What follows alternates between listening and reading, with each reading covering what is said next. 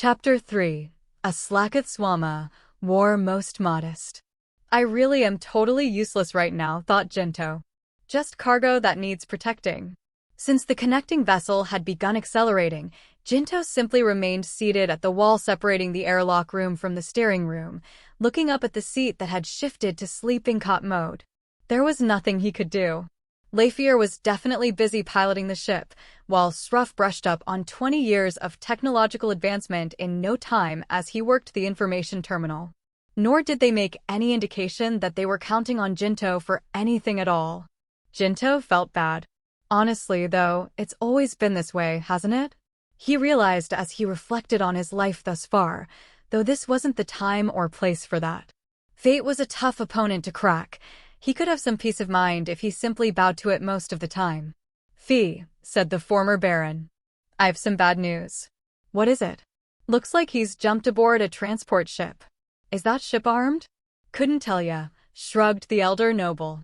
"It's been an age since I've had anything to do with this star thief's affairs." Wait, I've just remembered. Let me try prying the info out of the crystals." Sruff swiped a finger across the terminal's console and absorbed whatever the screen was displaying. "What? What's wrong?" Even from behind, Jinto could sense he was brooding, so he stood up. Now he was chest height with the space between the steerer's and assistant steerer's seats, with his head near enough to bumping against the cockpit controls. It was a strange feeling. "It's probably this one," said Sruff, pointing to one of 4 different ship spec diagrams on screen. The Sanyo Model 947, constructed in the Dugtiev shipyards. And it's specially equipped with 2 Langarf 40 lasers. "Could we possibly control it from our end?" asked Lafier. "'Fraid not. He must have ripped that ship's crystal's connection to the estate's network." "I see," she replied, eyes glued to her screen, where the Sanyo's specs appeared, having been sent from Sruff's terminal. "Liafrika, we may have to kill your son after all." The former Baron's face turned inscrutable. When finally he spoke, he had but this to say: "So be it." "Wait," interjected Jinto. He could no longer sit idly by. "Is this vessel armed?" "I seem to recall being told no." "It's not armed, no." But then we're..." He was at a loss for words. Forget whether they ought to kill the Baron. If the enemy's ship was armed, then they had to worry whether they could even survive. "How can you be so confident?" "Confident?" Her expression turned quizzical. She didn't understand what Jinto was driving at. "That's just how the Ov think, boy," laughed Sruff. "Her Highness doesn't know for sure that we'll win. She just knows that spending time thinking what'll happen if she dies is fruitless. And if there's anybody who doesn't dwell on their potential demise, it's me." "What were you thinking about, Jinto?" Jinto was tongue-tied, so the former Baron stepped in to explain. "Lonnie Yarluk Dryor Hader was under the mistaken impression that your Highness hadn't considered the possibility this ship could be destroyed." "Are you mocking me?" she said, glaring at Jinto. "There's a less than 1 in 10 chance we win." "I know that much." Jinto was surprised there was any chance at all, though that didn't change how long the odds were. "But you're going to fight anyway? What other choice do we have?" "That's yet another example of how the Ov think," said the former Baron. "Surrender isn't an option, because a 1 in 10 chance is still a chance. That concept is so ingrained in the Ov mindset that it doesn't even occur to them that it could be argued against." "And you dislike that?" "Heavens no, Fee." Jeans aside, I myself am Ov. When the chips are down, I'm prepared for a fight. "And you, Jinto?" "I'm your cargo, aren't I?" He shrugged. "I don't have an opinion.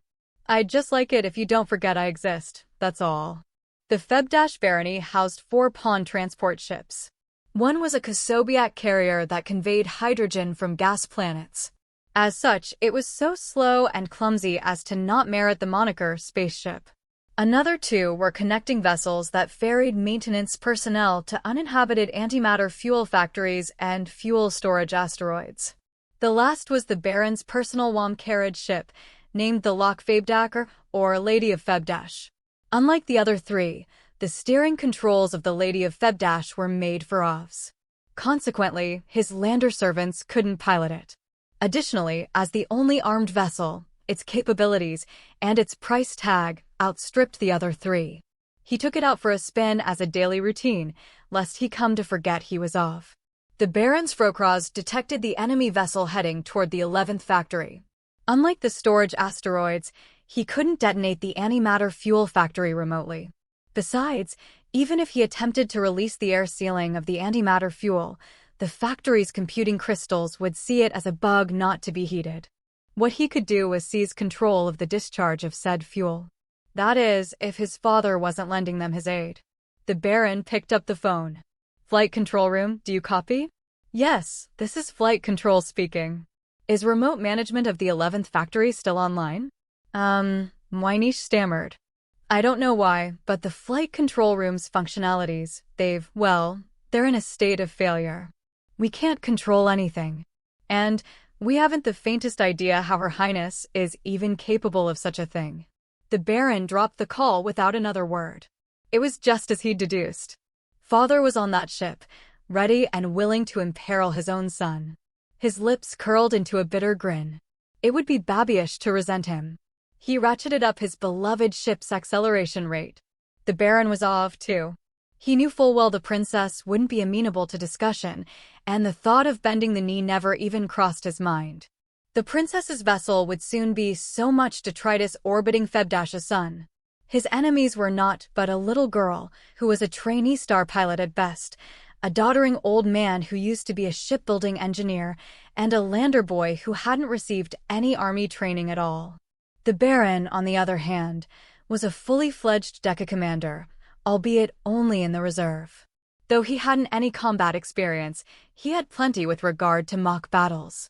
To top it all off, his ship's performance likely exceeded theirs, if only slightly. How could he possibly lose? The distance between the two small-scale ships shrank by the second. At last, he was a tick or two within range, close enough for his lasers to deliver a fatal blow even through the target's jet exhaust and interstellar matter in the way. The Baron pressed his finger against the laser gun trigger mounted on the armrest. "Farewell, father," he muttered. Something was streaking down his cheek, but it evaded his notice. Leifir could feel danger approaching like electricity down her spine. This is not a drill. Though she seldom ever showed it, even an Ov like Leifir feared death, which was only compounded by the two other lives she had to defend. The Baron's ship was closing in. He'd be within firing range in mere moments. Leifir's fingers traced a complicated pattern within her control glove. The propulsion jets, installed in 8 different points, held as they continuously shifted the ship's course. "They're coming." The vessel's external receptors identified the traces of light that had scattered away from the lasers due to colliding with interstellar matter and informed Leifir through her Frocross. The 2 lasers had zoomed past the vessel's immediate vicinity. Leifir veered without a moment's delay. Yet more lasers fired, light-speed death beams impossible to detect beforehand. This was inevitably a duel of intuitions. Only fate and fortune could decide which would prevail. And right now, fortune had seen fit to keep Leifir in the game. She just didn't know how long her luck would last. It's still so far. Leifir closed her eyes and devoted all of her focus to her Frocross. Just give me a little more time. Just a little more. As she wove, dodging pair after pair of lasers, Leifir hunted for an opportunity. She'd only get a single chance. There would be no second try. Her heart was practically in her throat. If she got hit before she could seize her window, it would all come to nothing. Here goes. Leifir's control glove motions suspended the main engine system while throwing open the forward-facing jets to full throttle. Full deceleration ahoy. The tail end of the connecting vessel came charging toward the Baron's carriage ship at a slant. Right before verging into the line of the enemy ship's lasers, Leifir rekindled the main engines. The Baron's Frocross perceived a burgeoning clump of gas. Almost like an extension pole, the pillar-shaped gas streaks hurtled toward his ship's bow. What in blazes is she doing? He wondered anxiously. All that came to mind was that she was trying to damage his ship through her exhaust. And while that exhaust was thick, it was accordingly low in temperature as well. It seemed an utterly pointless act. Granted, the gas cloud could serve as an anti-laser shield, but it would be a fleeting shield indeed. The exhaust would dissipate shortly, allowing his ship to pierce through and render her efforts meaningless. The Baron bent his fingers within his control glove in the shape denoting full acceleration and pushing through the mist like a fish up a waterfall. He hadn't the time to avoid the cloud altogether, so this was the shortest route to reacquiring his target. However, the moment the Lady of Febdash crossed over into the gas, its exterior began glowing white-hot, while the steerer's room was bathed in a raging radioactive tempest. The heat blistered his eyesight and frocras, and soon he was left without any senses at all apart from his hearing. Yes, he could still hear the assortment of warning alarms clamoring for his attention. The error he'd committed became very apparent to him. In fact, it was an of-expression, using antimatter for propellant. An axiom against profligacy and waste. And the princess had put that old saying into action, thereby crafting a poor man's substitute antiproton cannon. Gah! Blood welled up from the Baron's mouth. In the short span left before his final breath, his heart brimmed with the princess's praises. The Lady of Febdash flew at maximum acceleration to escape the star system, and Lafier changed trajectory toward the 11th factory. Since the Baron's ship had struck the majority of the antimatter fuel, they had no choice but to press forward at a slower pace. Is it over? Jinto's upper body peeked from behind the seat. It's over. She looked up at his face. At some point during her sharp maneuvers, he must have bumped his eye, for there was a bruise right below one. Did you kill him? I did, she said limply. She was exhausted. Her own voice sounded like a stranger's to her. The transport ship is alive. It's currently accelerating at full power. I just can't imagine the man inside it is alive, she said, facing the old man beside her. My condolences, Baron Emeritus. It's all right, Fee. All's fair in war, he said, taking it in stride. Your condolences? That's it. There was anger in Jinto's voice. What are you getting angry for, Jinto? She asked, dumbfounded. You just killed someone. And now you're acting like you had nothing to do with it. It was him or us. I know that. And to tell you the truth, I'm relieved. But you could at least act, I don't know, sorrier about it. What are you talking about? Why should I have to act sorry? I just fulfilled my mission, nothing more, nothing less. And I've never felt the least bit guilty. I get you. Don't think I'm not grateful you saved my life. Still though, I would have never believed you took people's lives so lightly. I do not take people's lives lightly. To her, his reaction was unthinkable. Jinto looked at her like she was some kind of strange monster, and that made her chest burn. It was like he'd become a completely different person, one she refused to let call her Lafier. But you don't look shaken by what happened at all. Why should I? Because that's what ought to happen when you kill somebody. What good would that do? None, but still.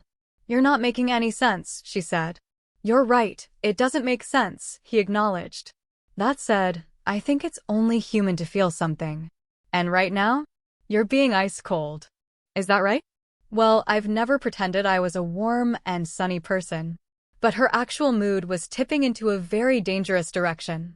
Jinto was speaking outrageous twaddle. Why did she need to lose her composure over doing what she had to do? Look, that's enough, boy, cut in Sruff. There's nothing for you to lose your head over. So that's it. She finally understood. Jinto hadn't completely lost his mind. It was just that he was the one who was shaken up. But why? I mean, started Jinto. You just didn't want to see Her Highness kill a man, am I right? Said Sruff with a mirthful tone. He saw him die? But how is that possible? It's a turn of phrase, Fee.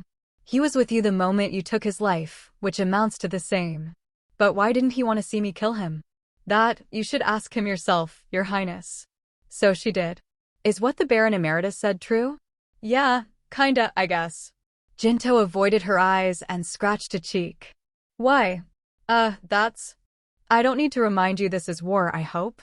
I know that. Is there something about my having won in battle that has you scandalized? No way, if we'd lost, that'd be the real scandal. Then why? That's tough to answer. In any case, Jinto hung his head, which was a difficult posture to maintain in such a cramped space. I'm sorry. I ran my mouth, and everything I said was stupid. You're a soldier. You have nothing to be ashamed of. And I need to express my thanks better. You saved me. Lafier stared at him for a while. She hadn't gotten an answer to her question, but she decided not to pursue it further, for the Jinto she knew had returned before her eyes. I forgive you. You'd better be grateful for it, she said bluntly. I am. Thank you. Jinto beamed. Now that that's settled, said Sruff, picking up the phone, I hope you don't mind if I take back my domain. There was no dark pall behind the former Baron's words. If he was sad about his son's demise, he didn't show it. But Leifir heard what the old man murmured as he gripped the phone, loud and clear. That idiot. Those 2 words were infused with anguish enough. Couldn't be easier, thought Selnai. Earlier, she'd entertained the worst-case scenario, that the hatch itself was gone, but that was a needless concern. Turned over to the side of the hatch's circular opening lay its circular metal door. It looked quite heavy, pinned to the ceiling of the estate through artificial gravity. The 4 burn marks around its circumference informed her that it had been opened through the emergency protocol. She knelt down to inspect the hatch and confirmed that it bore no cracks or fissures. Then she got back up and looked behind her.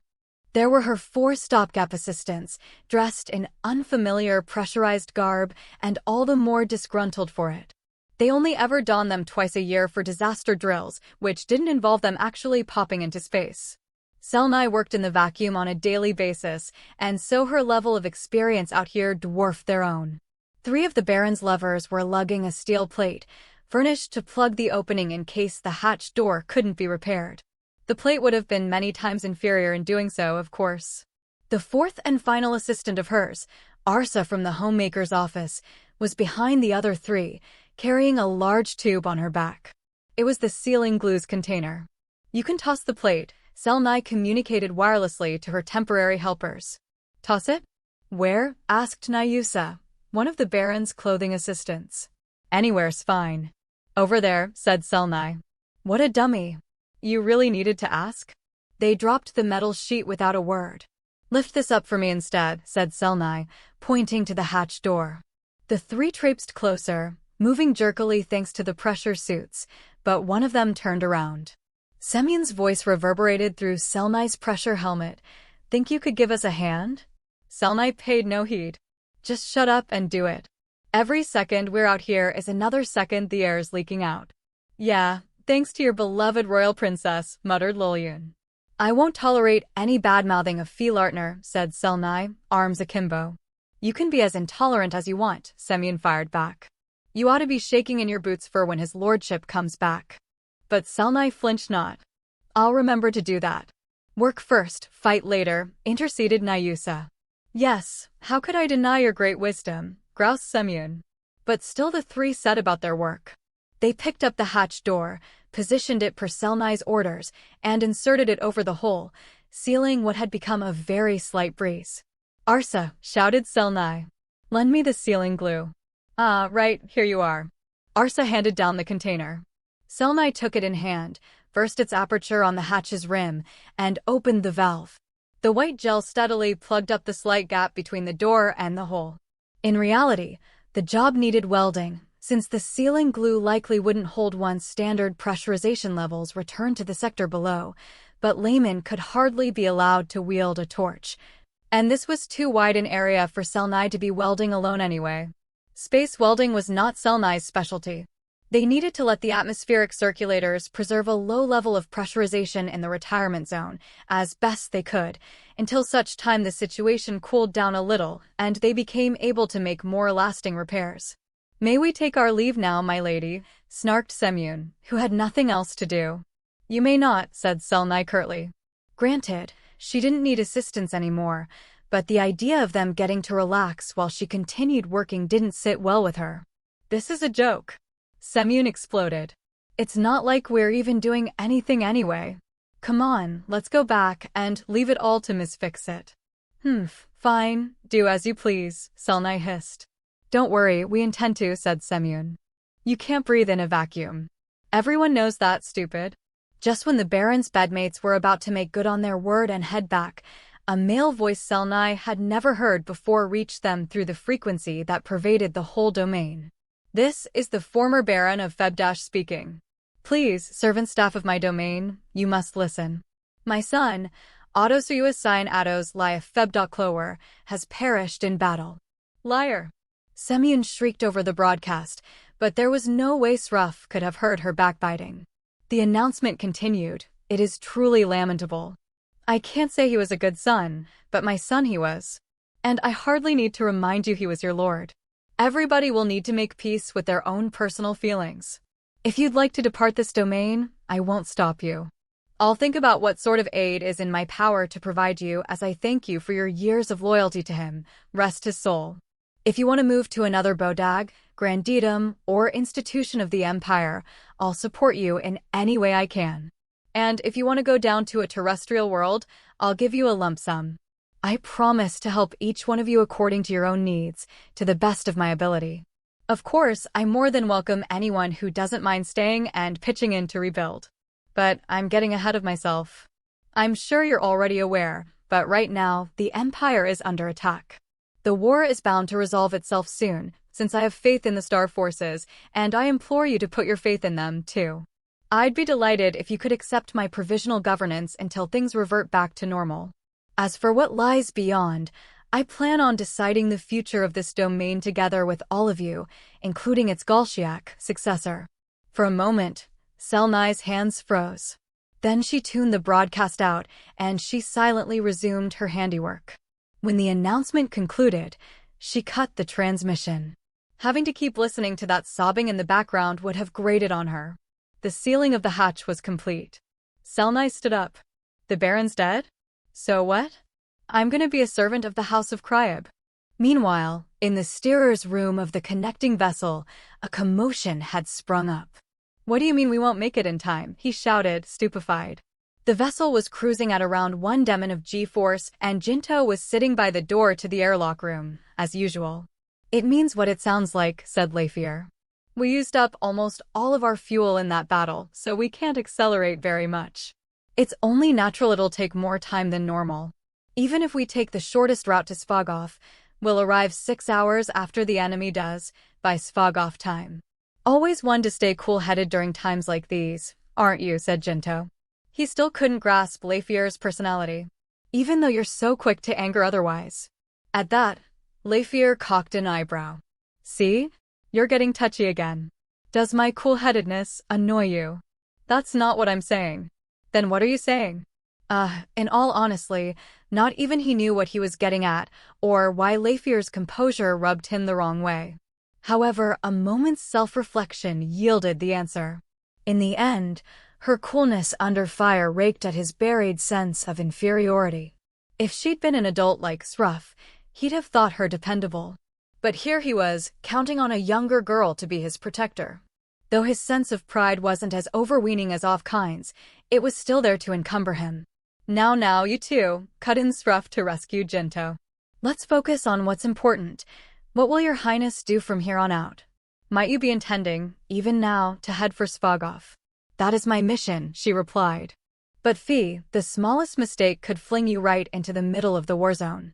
Then, the former Baron caught himself when he realized, "Forgive me, you must already be quite aware of the risks. Still, if your highness so desires it, you are very welcome to stay here until the hubbub dies down. I fear we lack all the comforts you may be used to, but it's something. Needless, if you choose to stay, I won't treat you the way he did. I thank you for your generosity." However, but now Leifir caught herself. She turned to Jinto. "What do you think?" Jinto was at a loss. On one hand, rushing for Svagov in the knowledge that the enemy ships would get there first anyway would be fairly stupid. Sruff was right, they could find themselves in an active war zone. Besides, if the Empire triumphed, then there was no need to hurry. If the enemy won, then that would be an absolute nightmare scenario. On the other hand, he wanted to get out of the barony as quickly as possible.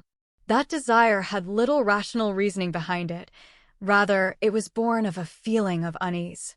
After some contemplation, Jinto decided only to stop contemplating. "If I'm your cargo, then I don't have an opinion. You can be quite stubborn yourself." "Look, I'm sorry. I just don't know what to do, either," Jinto confessed. "But if you really want my opinion, I've got a feeling staying here would be smarter." "Noted," she said, still undecided. What do you think, Baron Emeritus? Should we stay? If I can be honest, Fee, I don't know either. Lanyu, you can't be serious, yelled Jinto. Didn't you just ask us to stay? The former Baron simply shrugged. Not to be cold, boy, but I don't hold myself responsible for either of you. Besides, in space, where information takes time to get anywhere, there are times you can't make an educated evaluation until after the fact. For all we know, the enemy might even come here, since the barony could be in their sights should they get chased off Svagov. And if that comes to pass, this place'll stop being a refuge. Going to Svagov could, in fact, be the way. Then why'd you encourage us to stay? I didn't encourage anything, boy. I was just telling ya I'm willing to play host if you want to lengthen your stay. I won't try to stop ya if you'd rather leave. It's all up to you and her now. I'm going, said Leifir. I was always told that if I can't decide between stopping or moving forward, I should choose to move forward. Ah, that's probably wise, he thought. What will you do? Asked Leifir. It was a question he never thought he'd hear. What'll I do? If you want, I can leave you here. Don't even kid. It had never even occurred to him separating from her was an option. An anger he couldn't name welled up in his chest. You've got to finish the job and take your cargo to Svagov. And you said I'm quick to anger, Leifir grinned. Her smile seemed genuine, or at least, that was what he wanted to think.